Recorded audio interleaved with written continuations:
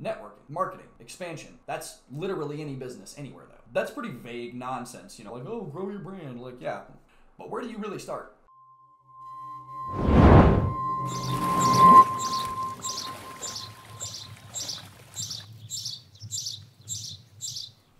If you're looking at yourself and you want to make money playing video games, obviously there's a bunch of different ways that we can do that. We can make content, we can have social medias, we stream. Podcasting is getting real big. I don't personally know a whole lot about TikTok. You know, you could put like your content on there and people are getting a lot of views. I started on game battles. It didn't click immediately. Fuck, dude, I think the first game battles ladder we joined, I think we lost like 8, 9 straight. You know, we looked up the rules, saw they were a little different. We watched a couple videos, we got our ass whooped.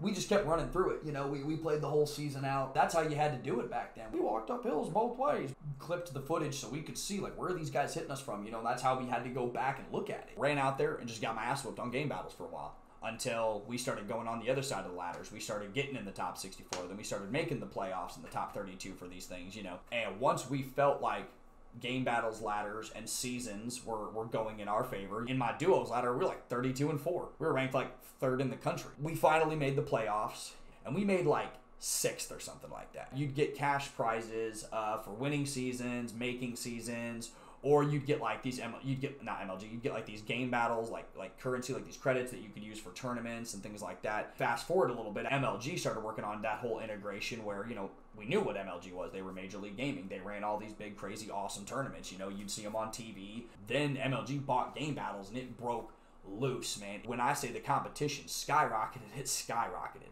Where did I make my money?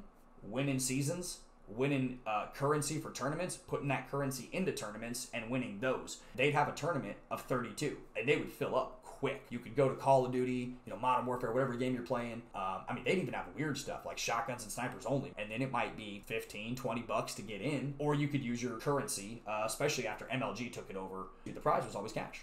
I mean, depending on how much they were charging, $200-300 for first place. So we would run those tournaments whenever we could get them. I did that a lot. That's really what got me to the point where we started getting very, very good. Again, I was primarily 2v2. I would like to make that clear. I preferred Search and Destroy, but we would play Variant. Figured out what I was good at and stuck to it. If there's any advice for the first couple steps, it's really about it. All that nonsense that I just said really just goes back to one thing. Find something that you're good at, the game and the game type or whatever. And if you can find specific tournaments to do or ladders or anything that's focused on just that, do it. Also not bad to master one at a time while you're making some fucking money. I played every local tournament that was ever around. I played Halo tournaments. I had good ladder runs and things like that. Call of Duty was really where I shined. Call of Duty lands were a little bit more competitive. There was a place called Trade Winds. They had this back room, and they called it the War Room. Tanks and everything everywhere on the walls and camo and stuff like that, but they had setups that would have all consoles and a PC hooked up to it. And so every weekend, they would run 2 or 3 different shooters. So they would start off with like Halo in the morning, then go to some Rainbow Six. I can't remember which game. I didn't play. And then at the end, it was always Call of Duty. Call of Duty was always the main event. You know, Halo just wasn't as where it was years before. But yeah, so we'd go there and play a Halo tournament, win that one easily. And then go out, you know, win a couple $100 and go out and get some lunch, you know, maybe a beer. And then, you know, just hang out, whatever, depending on how long the Siege or Rainbow Six or whatever tournament they were doing, or Battlefield or whatever they were doing in between. And then we'd go back and, you know, that's when we'd start to play the bigger and bigger money Call of Duty tournaments. And we'd do that every Saturday. This is how I did it. I found all the local stuff. And if you don't have local tournaments, that's a problem. If you're like, oh, I don't have good enough internet to, you know, do online tournaments, that's a problem, you know, not judging. I'm saying you'll have a problem then. I had some bigger wins. It was called GlitchCon. I believe it went to more than one state. The competition was a lot more fierce than normal because there was serious money at line here. Run almost every game known to man. It was like a whole weekend event. The gaming portion of it was the smallest part, but the people that came were competitive. And Trade Winds brought a lot of the teams up to GlitchCon 3-4 straight years, and we won the duos tournament every single year. All those were worth a couple grand. And man, I just did that for 9 years. That is my explanation of how I made money playing video games before streaming. I now stream the tournaments I play. You can make money if you are really good at the game and you're willing to stream it, you know. I know there's people that want to like pretend there's a lot more to what it takes to make money, but there's not. It's simple. Be good and play money matches. Like Players Lounge is one. I know that's a popular one. So if you're a good Call of Duty player, not calling you out, dog, but put your money where your mouth is. Get on there, play some $5, $10 matches. Before that, you know, make sure you're running a couple of Call of Duty ladders. If you're looking at yourself and you're going 10, 11, 12 games on game battles without losing, now is time to go try and make some money. There's a ton of them, guys. So it's real hard to cheat people out of stuff if you have the right recording equipment. Don't find excuses. And I'm also not telling you to go quit your job and just start playing money matches on Players Lounge, but it doesn't take much to find out if you've got what it takes to make money. And it doesn't have to be grinding for optic. I think folks get real into the mindset of like, oh, I have to be known and oh, I have to have this and that, instead of really just making money. I'm doing my stream thing. My Call of Duty, Apex, competitive playing tournaments all the time, money making days are over. I ain't here flexing. That's not what I'm telling you. Man, you know, in college, being able to make 5, 10K a year playing video games was awesome.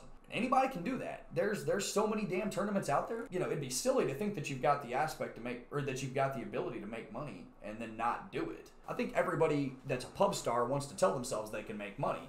The unfortunate part is, running lobbies in the pubs is not the same, man. In any game, doesn't matter what you're playing, Call of Duty, Apex, Fortnite, anything. When you're playing somebody else, specifically putting their money up to say, I'm better than you and I'm gonna beat you and I'm gonna prove it. Yeah, okay, yeah.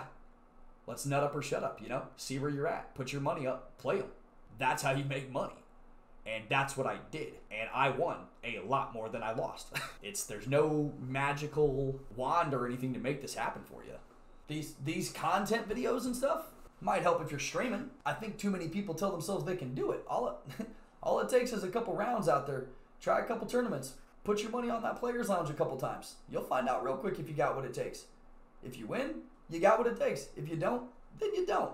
I'm not saying you can't practice and get better, but running lobbies and building some content videos and getting Pathfinder to swing around and then hitting somebody with the wingman, I wish a motherfucker would try to do that to us in a tournament, man.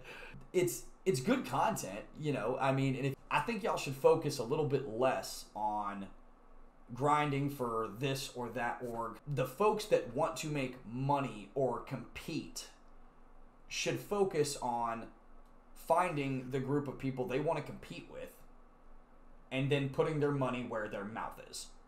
And it's as simple as that. I'm not telling you to quit your job. I'm not telling you to quit school. I'm not telling you to devalue things. I'm telling you there's a lot of folks talking about making money on competition stuff and very few of them even trying. You know, you might get a cocky pro that'll be so ahead in the tournament, they'll do some silly shit, whatever, but I'm talking statistically. Being focused on those sort of shots and things like that instead of winning tournaments, well, that'll keep you from getting noticed. That'll keep you from making money. Your priorities are jacked up. For everything else, I hope you guys have a great week. Please like and subscribe if you like the channel, or if you just like to hear me rant because I'm fucking silly. I'd really love as much support as I could get. Obviously on Twitter, retweets are very appreciated. This whole working on YouTube stuff is very new to me.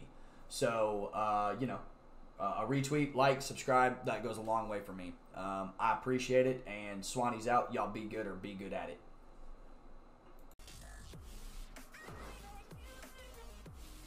Like, I could legit, I don't know if it's been 10 minutes or not. I mean, I'll keep it on for a little longer. I would have, I mean, I don't care, dude. Whatever, man. You ever seen a man so fucking beautiful after he just takes off an 85 billion degree swan hat? I'm a fucking ridiculously attractive. Fucking jeez. Are you kidding me?